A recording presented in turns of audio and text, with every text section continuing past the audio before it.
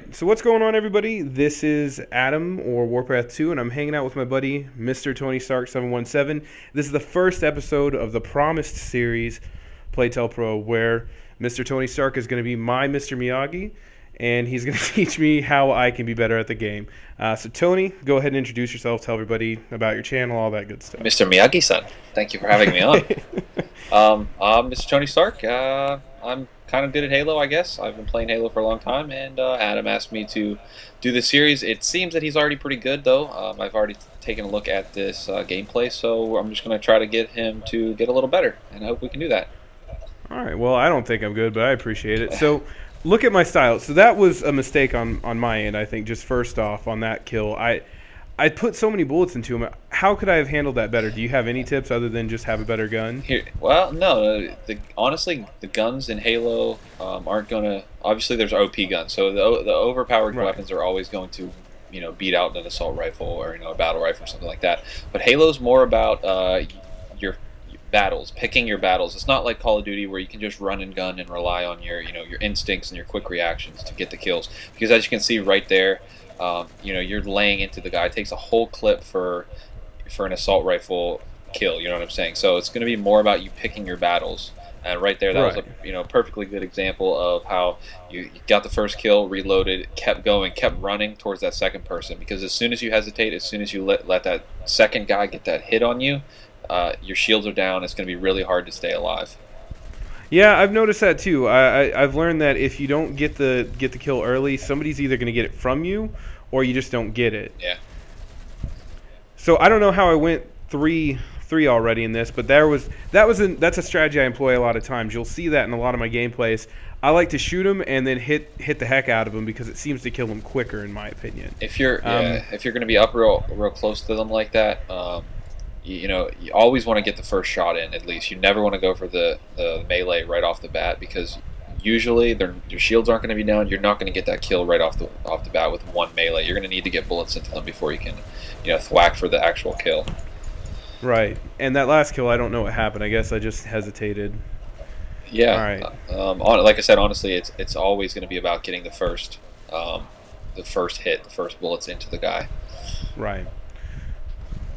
All right, so then there's this guy. That's how it works for me. Is I like to straight up just shoot him and then elbow him. But then I got dominated by three guys right there. That's the other biggest thing about Halo. That's a difference from Call of Duty. You'll run into the factor or an instance where you're shooting at one person and you don't get the kill right away because it takes longer, and 2 or 3 other teammates will show up, and you have to decide. Do you continue with the kill, or do you try to, retreat, throw a grenade? Like, what do you then? That's where a lot of people make the mistakes and a lot of people die at that point. And with Halo, you need to continue with your original, like, whoever you were attacking, that's who you have to continue with. And you need to go forward with it. Even if you die, you're still taking out that one person. Because what happens is, you start shooting at one person. His teammate comes in, starts shooting at you. You hesitate or switch who you're shooting at, and then you don't kill either of them, and they kill you, and so you're down that kill, and you have to at least go 1 for 1. You know what I mean? You can't you can't lose a kill in that situation. Very true. And I've noticed the big thing about Halo that I've seen that's different than, say, Call of Duty is it does seem to be that there's not as many teams, but there's more people communicating. Like, I'll be in a situation where I'll kill 1 or 2 guys, and then all of a sudden the whole team swarms on me. Right. Versus just having to deal with a couple guys who may come up. So this was a rookie mistake by me. Never try and melee the guy with the sword, because he's probably going to get you first. Unless you've already seen someone laying into him, it's usually going to be a bad idea. Right. All right, so I got the Needler here. I actually kind of like the Needler. I think as a weapon, it might be my favorite. It just doesn't have enough ammo. Well, it's actually probably a really good thing that it doesn't have as much ammo, because it's a really overpowered weapon when it comes down to it. You can kill somebody with a clip of the Needler if you're on target with them. I mean, because its shards do explode after they impact. Right, and I'll say that's probably why it's my favorite, is because it's so overpowered. Yeah. It reminds me more of a Call of Duty style of gameplay. Yeah, going back just to touch on what you had said about the whole Call of Duty and the teammates thing, you have to remember too that most game types that you're playing, like for instance this one here, just regular Team Slayer, their radar is always on. So you have that proximity radar where if you're shooting at one person, their teammates are going to see that red dot lighting up. They're going to see them nearby. They're all just going to go right to that point. Whereas on Call of Duty, you might see the fire little indicator coming up on the radar, but then after you stop firing, it goes away. That's a fair point. I didn't notice that at the time I played the game. I mean, since then, because this was like night 1 or night 2, I got this gameplay. Right. I did kind of realize that. So I'll be honest. I'm not a fan of the always on radar, but I do see kind of where I should be managing it a little bit more to my advantage. Also, too, I'm noticing here, like you said, this was like the first night of gameplay, so you probably didn't have any of the special abilities. One of the best special abilities that's underused at this point is the Promethean Vision.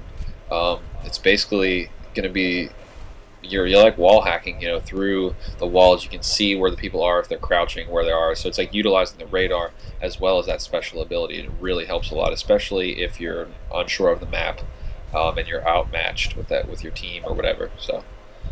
True, and now, with this map, especially in this game mode, I actually kind of have a different strategy now. I've played this a little bit more, and I noticed what seems to work for me is I'll run to the center by using the jump points that kind of rocket you in there. Go in, get a quick kill, drop down, do the same thing. And I'm moving around in a strategic way, so I'm getting each one of them. But as soon as I'm getting in there when the action's there, I seem to get more kills that way, too. Yeah, and also too, just to point out, because I'm watching you run around a lot here, one of the biggest things for maps like this is to not traverse the map a lot, but maintain the same area and move constantly. Like instead of like running around the entire map, make short circles. Like if you're watching right here, how you went down, then up the stairs, and then back to the middle. Like instead of going all the way around and then popping up over the lift, you go down, up the stairs, come right back to the center. If you get a kill, or even if you don't stay in the center. Drop down, make another loop. There I see you're using the Promethean Vision. That's exactly what I'm talking about. Yeah, I do like the Promethean Vision a lot. I like how it shows everyone. But this is an instance where I think the radar is too powerful. That guy knew exactly where I was coming from before I could get there. But then I made a mistake by trying to stay in that area too long. Right. I got killed because there's 3 of his teammates over there. Right, and you notice how you thought about shooting at him with the assault rifle, realized that they were too far away, and there was 3 of them, and then retreated. Whereas if you would have retreated, probably as soon as you got that kill and just kept moving, you probably would have survived. Right. So. No, you're absolutely right. That's a fair point to make. I don't know what I was thinking on that one, but I thought, I guess it was the Call of Duty mindset. That was an easy triple kill in my head because I'm so used to it. Right. You can pop down there and just 1, 2, 3. Unfortunately, like I said, most of these game types you're going to be playing with people that have shields. One of my favorite game types in Halo is SWAT without the shields. You know what I'm saying? So it's like it's going to be a lot better to run around, to be more strategic, because you're getting those one-shot kills. You're going to pick up the couple kill feeds and stuff like that. Right, and you told me about that, and I'm pretty excited to try that out. That seems like it'll be more my flavor of the game, I guess you could say. Absolutely. One real quick tip here that I'm seeing, like as far as the grenades go, because you have that ultimate radar on, the unlimited radar, you're gonna be wanting to pre-nade spots. You're gonna want to throw nades around corners. Getting to know that radar, getting to know where the people are, will really help you. So that's a pro tip. Absolutely. Well, I think we've got some good tips here. I definitely could have done better. I ended up with only 13 kills. I'm sure I did not go positive on that game. But do you have any, just as a quick tip here, any gun tips or anything like that for new players? I use the assault rifle a lot just because it's the only automatic weapon I can find. But is there any particular weapon you find that's easy for new people other than that? No, honestly, you kind of touched on it with the Needler. You want to use your ordnance drops. You want to pick up the weapons on the map as much as you can when you're first starting out, and not really rely on the power of the weapons that you're going to be in your loadouts, because you're not going to really have a loadout that's going to be powerful as of yet. So if you can pick up the Needler, if you can pick up like you picked up the saw there at the end, in an ordnance. If you can do that, you don't really have to worry about going for headshots. You can just worry about being accurate. And the assault rifle is really good for accuracy. And like you said, emptying an entire clip and then meleeing is a great way to get kills and to rack them up, especially if you're maintaining the same area. Excellent. Good point. All right, well, guys, that's going to wrap it up. As you can see, the gameplay is over. So we're going to take this and finish up the commentary here. Before I let you go, Tony, do you want to go ahead and give the people the link to your channel? Yeah, sure. Always appreciate it if you check out my channel. It's youtube.com/MrTonyStark717. He's got excellent content, guys. I hope you enjoyed this commentary. Check out his channel. I'll also put it in the description so you guys can find it there. And you guys have a great night. Thanks again. Take it easy.